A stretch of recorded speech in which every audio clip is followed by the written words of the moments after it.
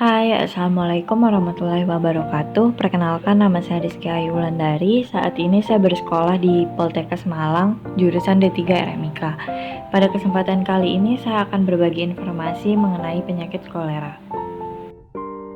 Yang akan kita bahas pada kali ini yaitu mengenai definisi kolera, penyebab dan gejala kolera, serta pencegahan kolera. Pertama, dimulai dari definisi kolera. Apa sih kolera itu? Kolera adalah penyakit diare yang menyebabkan morbiditas dan mortalitas yang signifikan di seluruh dunia. Kolera merupakan penyakit yang menular melalui makanan atau minuman yang terkontaminasi bakteri. Kolera juga merupakan penyakit yang sangat ganas yang dapat menyebabkan diare berair akut yang parah. Dibutuhkan antara 12 jam dan 5 hari bagi seseorang untuk menunjukkan gejala setelah menelan makanan atau air yang terkontaminasi. Kolera mempengaruhi anak-anak dan orang dewasa, serta dapat membunuh dalam beberapa jam jika tidak diobati. Kemudian, penyebab dan gejala. Kolera adalah infeksi diare akut yang disebabkan oleh konsumsi makanan atau air yang terkontaminasi bakteri Vibrio cholerae. Vibrio cholerae adalah bakteri gram negatif berbentuk koma bersifat anaerobik fakultatif. Bakteri ini patogen fakultatif intraseluler yang ditemukan pada manusia dan hewan jenis primata.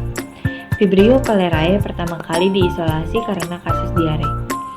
Penyakit kolera tidak menular dari orang ke orang secara langsung. Hal ini dikarenakan bakteri kolera tidak dapat masuk ke dalam saluran pencernaan kecuali bersama makanan atau air. Kemudian kita akan membahas mengenai gejala kolera. Kebanyakan orang yang terinfeksi Vibrio cholerae tidak menunjukkan gejala apapun, meskipun bakteri tersebut ada dalam kotoran mereka selama 1-10 hari setelah infeksi dan dilepaskan kembali ke lingkungan dan berpotensi menginfeksi orang lain. Di antara orang yang mengalami gejala, sebagian besar memiliki gejala ringan atau sedang.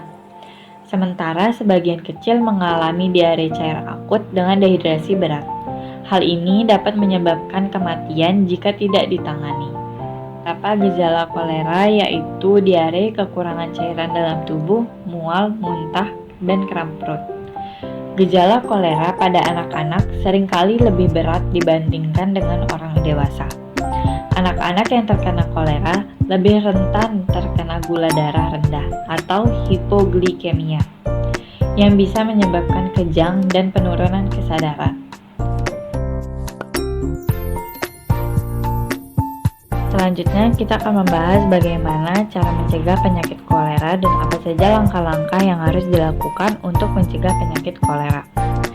Risiko terjangkit kolera dapat diminimalkan dengan menjaga kebersihan diri, misalnya dengan rajin mencuci tangan menggunakan air mengalir dan sabun, terutama sebelum makan dan setelah dari kamar mandi. Selain kebersihan diri, kebersihan makanan dan minuman yang dikonsumsi juga perlu diperhatikan. Caranya adalah dengan yang pertama, tidak membeli makanan yang tidak terjamin kebersihannya. Yang kedua, tidak mengkonsumsi makanan mentah atau setengah matang. Yang ketiga, tidak mengkonsumsi susu segar yang belum diolah. Yang keempat, minum air mineral botol atau air yang telah dimasak hingga mendidih. Kelima, mencuci bersih sayur dan buah sebelum dimakan.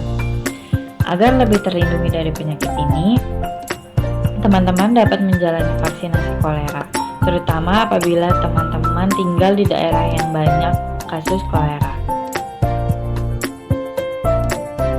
Sekian informasi yang dapat saya bagikan pada kali ini, semoga dapat bermanfaat bagi teman-teman semua dan terima kasih telah menonton video ini.